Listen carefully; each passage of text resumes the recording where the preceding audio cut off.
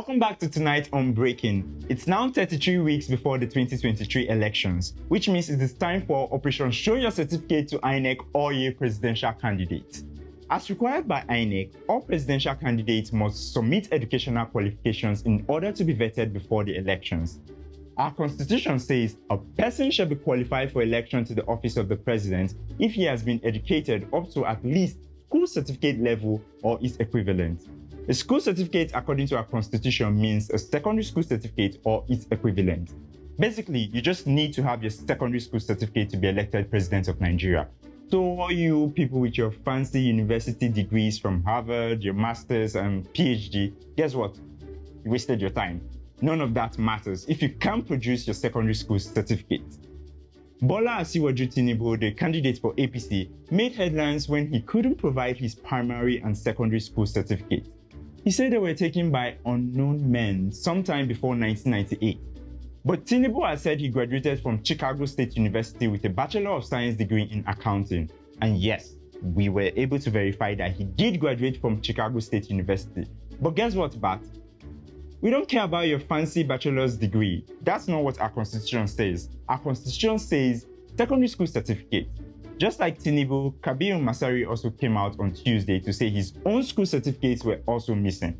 According to Kabir, in January 2021, while on a transit within the Wuse area in FCT Abuja, he lost his grade 2 certificate from Katsina Teachers College. So from what we could gather, this man, Masari, was traveling with documents which included the secondary school certificate. This was in January of 2021. 2021. So you don't have photocopies, you don't have a smartphone, you can't snap a photo of the documents. Now, this controversy of the secondary school certificate comes up every time there's a general election. President Buhari also could not find his secondary school certificate, but in the end, WAEC issued an attestation certificate on his behalf, which was accepted by INEC. So there's no doubt that Tinubu's own certification will somehow appear, because in this country, if you are able to pay the right person, you can be certified for just about anything. And it's easier to do it because everything is still done manually with pen and paper. Go to just about any ministry in this country. Stacks and stacks of paper is what you will see.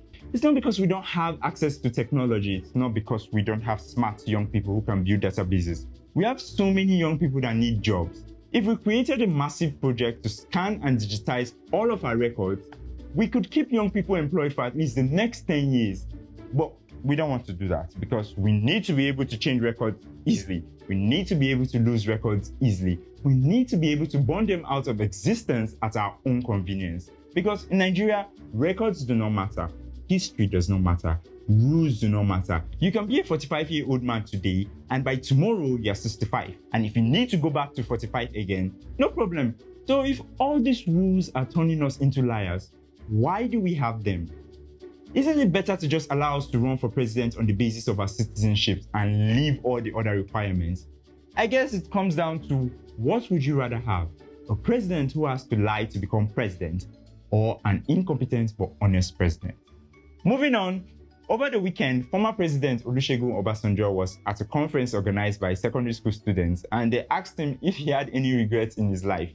Now, Obasanjo is anywhere between 80 and 85 years old, depending on which certificate he uses, obviously. So he has lived a long life. This man, like the rest of us, is human. He has made many mistakes. This man could have picked any mistake, like any. Maybe he dated the wrong girls before he finally met his wife. Maybe he had a bad fight with his parents and regrets saying certain things. He could have regretted his participation in the Civil War or in any of the many coups that happened in the country. I mean, he literally could pick from so many mistakes. According to The Guardian, Obasanjo said, "One of the genuine mistakes I made was picking my number 2 when I wanted to become president." Atiku served as Obasanjo's vice president for 8 years, and now Obasanjo is saying that was one of his worst mistakes. And here I was last week thinking being called a placeholder was the worst thing ever. Apparently, being a mistake is even worse than being a placeholder. Obviously, PDP reacted to the comment. On Monday, while speaking at a conference, Senator Wali Jibrin, the chairman of PDP Board of Trustees, gave Obasanjo 48 hours to come out and clarify the statement, or else he will come out and tell the whole world and Nigerians who Obasanjo really is. That was on Monday. It's been over 48 hours. Obasanjo has not come out to clarify the statement, and we're still waiting to find out who Obasanjo really is. I'm going to be so disappointed if he's not a demigod. That's it for tonight on Breaking. I'm Johnny Iwodi. INEC has extended the deadline to register to vote. Please get your PVC today. Thank you.